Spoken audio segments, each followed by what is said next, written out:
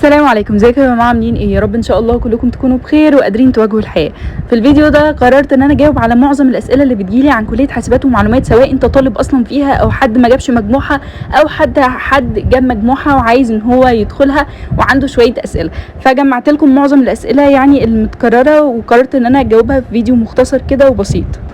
بس في الاول، بس لو انت ما تعرفنيش، انا مين؟ انا نهالي سامولي، بعمل فيديو شرح حاجات مختلفه في البروجرامنج، وكمان بجرب تجارب حياتيه مختلفه وبنجربها مع بعض هنا يعني على اليوتيوب، وبتكلم عن كليه برضو حاسبات ومعلومات، وكنت بشتغل تقريبا من سنه اولى، فعشان كده عندي خبره شويه بحاول ان انا اوصلها معاكم، او بنحاول ان احنا نشارك خبراتنا سوا يعني.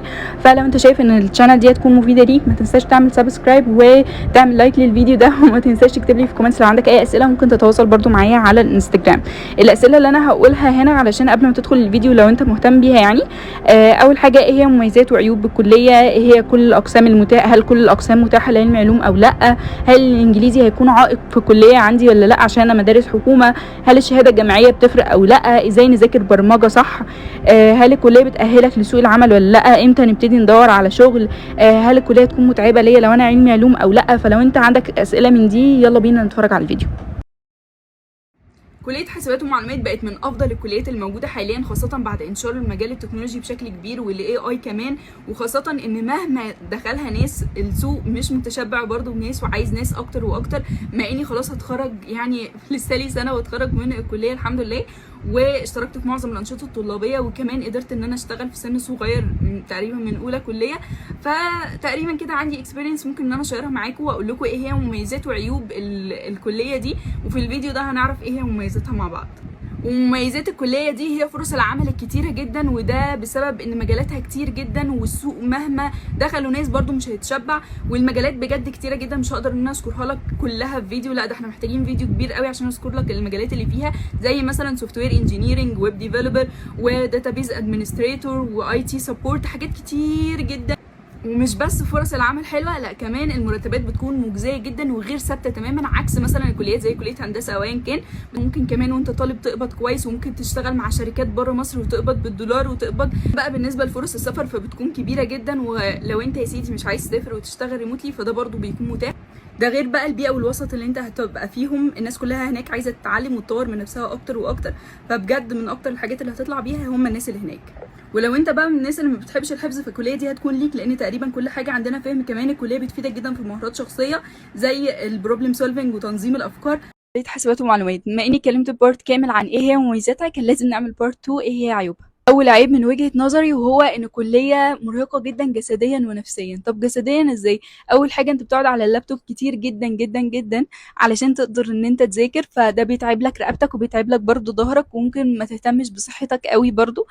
تاني حاجه، علشان لما بتروح الكليه او لما بتنزل اي مشوار يا عيني بتشيل اللاب بقى على ظهرك وكده، فده برضو من الحاجات اللي بتتعبك جدا جسديا.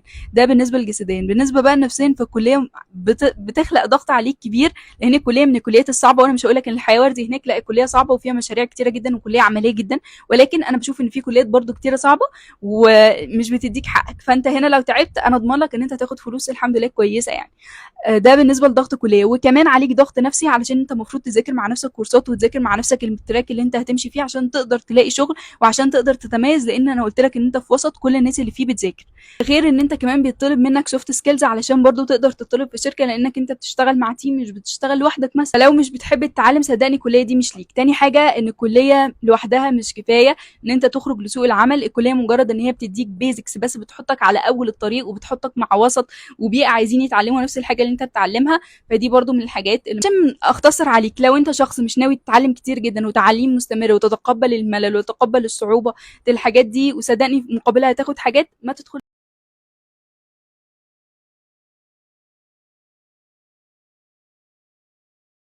كل الاقسام مفتوحه لعلم علوم ان هم يدخلوها في كليه حاسبات ومعلومات ولا لا؟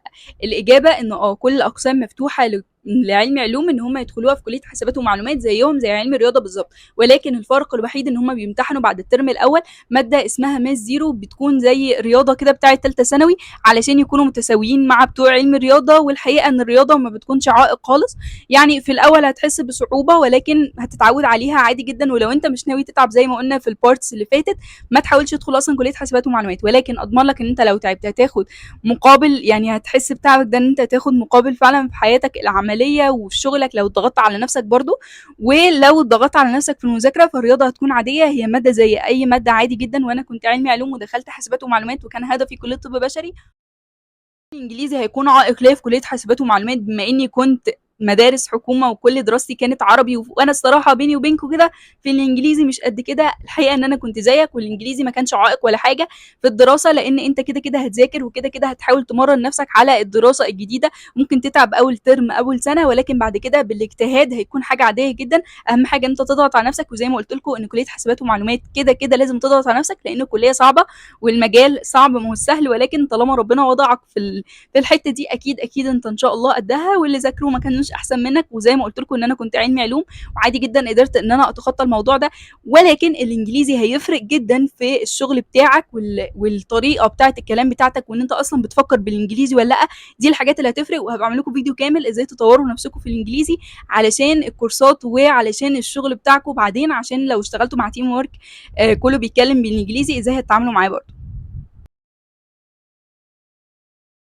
الشهاده الجامعيه بتفرق في شغلي في كليه حسابات؟ هل الشهاده الجامعيه بتفرق في شغلي في مجال زي مجال البروجرامنج؟ الحقيقه ان هو ممكن وممكن لا. في شركات بتطلب شهاده جامعيه، ولكن في شركات كتيره جدا ما بتطلبش الشهاده الجامعيه وما بتفرقش معاهم خالص. انت طالما بتعرف تعمل الحاجه دي نقدر ان احنا نشغلك معانا. ف لو انت لسه ما دخلتش ثالثه ثانوي وبتفكر في الموضوع، او حتى في ثالثه ثانوي وبتفكر في الموضوع، حاول تدخل كليه حاسبات ومعلومات وانا عامل لكم فيديو كامل بيتكلم عن ايه هي مميزاتها. لكن لو انت خلاص ما حلفكش الحظ فعادي جدا ممكن تدرس المجال. وعندكم مثال زي باشمهندس اسامه الزيرو، ده اصلا كان معهد يعني ما كانش كليه حاسبات ومعلومات، والحقيقه ان هو حقق تارجت كبير جدا في الكليه. فما تيأس وابتدي ان انت تذاكر المجال. وفي بجد غير بقى الشغل اصلا الفريلانس كله عادي جدا، مش بيطلبوا منك شهادات ولا اي حاجه. اهم حاجه ان انت تعمل لهم الحاجات المطلوبه وبس. والفريلانسر ممكن تاخد منه، او الفريلانس ممكن تاخد منه فلوس كويسه جدا يغنيك انت تشتغل في شركه. ولكن برضو الموضوع ليه عيوب وليه مميزات، هبقى اعمل له فيديو منفصل لوحده بعدين. توكل على الله وخد الخطوه. نذاكر برمجه صح. اول حاجه هتعملها هي ان انت هتسمع الفيديوهات بتاعه الكورسات دي كويس بفهم، مش مجرد ان انا بجري الفيديو يلا انا خلصت الكورس وداخل على الكورس التاني. هي مش كده. اهم حاجه في البرمجه عندنا ان انت تفهم كل كونسبت كويس، مش مجرد ان انت تسمع الفيديوز وخلاص. انا بسمع الفيديو وفاهم الحمد لله انا فاهم. لو مش بفهم او مش فاهم الحته دي من الفيديو ده، هروح اعمل سيرش عليها، هتلاقي مليون كونتنت على اليوتيوب بيشرح الحته اللي انت محتاجها دي، او حتى حطها على ستاك اوفر فلو وابدا ان انت افهم الكونسبت اكتر واكتر. احنا فاهمين اللي احنا بنسمعه الحمد لله. طب يلا بينا بقى نطبق، لان من غير التطبيق هو علم اسمه العلم الوهمي. بعد ما طبقت وخلصت الكورس بتاعك لازم تعمل بروجكت بيها، وبس كده اضمن لك ان مذاكرتك للبرمجه هتكون الى حد ما كويسه. ولو انت بتنسى عادي جدا، لان الاكواد كلها موجوده على كل حاجه. يعني مجرد ما تكتب بس على جوجل عايز كود كذا هتلاقي، وكمان شات جي بي تي موجود عليه اكواد كتير جدا وبيساعدك في اكواد كتير. اهم حاجه تكون فاهم وتدير انت الموضوع صح. نبتدي ان احنا ندور على شغل في البرمجه. والحقيقه ان السؤال ده اجابته ببساطه، بعد ما تخلص البيزكس على طول تبتدي ان انت تدرس تراك معين، ابتدي قدم على شغل على طول. ده علشان انت هيجي لك ريجكشن حبه حلوين كده، ولكن انت هتستفيد ان انت دخلت الانترفيو وعرفت ايه هي الاسئله اللي معظمها بتيجي. حتى لما تدخل انترفيو تاني هتكون اتعودت على الدخله بتاعته وما عندكش الرهبه بتاعت اول مره الانترفيو.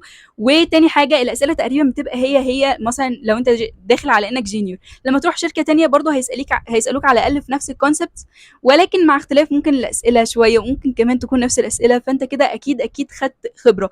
افضل قدم كتير جدا طول ما انت بتذاكر التراك لحد ما ان شاء الله تتقبل في شركه او تتقبل حتى في تدريب او ايا كان. يبقى احنا بنبتدي نقدم على شغل امتى؟ لما نبتدي ان احنا نذاكر تراك وندوس فيه حبه صغيرين بعد مذاكرتك للبيزكس. لكن طول ما انا بذاكر البيزكس لا، انا لسه بذاكر البيزكس براحتي، وبعد كده ادخل على التكنولوجي. بعد ما ادخل على التكنولوجي شويه حلوين ابتدي ان انا اقدم بقى على طول في شركات، واتقبل ان انا هيجيلي ريجكشن عادي جدا. احنا بنستفيد خبرات. كليه حاسبات ومعلومات بتخرجك تلاقي شغل على طول؟ الحقيقه انه لا. ولكن هل كليه حاسبات ومعلومات فرصها بتقل علشان ناس كتيره جدا من بره حتى الكليه بيشتغلوا في المجال؟ برضو لا. الفرص كتيره جدا لان المجالات متشعبه وكتيره جدا، ومش كل الناس اللي بتدخل مجال البرمجي بتقدر ان هي تكمل فيه. اصلا الناس اللي جوه حاسبات ومعلومات ممكن يسيبوا المجال البرمجي وما يحبوش ان هم يكملوا فيه. لو دخل في المجال ده 100 بيكمل بس واحد من ال100 دول. ليه؟ لان المجال بيكون عايز اشخاص معينين، وبيكون عايز ناس عايزه تطور من نفسها وعايزه تتعلم على طول، ودايما عندهم شغوفين كده بالعلم بتاعهم ده. فما تقلقش من حاجه زي دي، الفرص موجوده ستيل، الناس مهما زادت الناس اللي عايزين شغل ناس كتيره جدا. فما تقلقش من حاجه زي دي، في فرص كتيره، بس الكليه مش هتخرجك تشتغل لان احنا ما عندناش شغل ثابت. ولكن لو انت بتضغط على نفسك وبتاخد كورسز مع نفسك وعايز ان انت تشتغل في مجال زي ده، صدقني هتلاقي شغل لان الفرص كتيره جدا.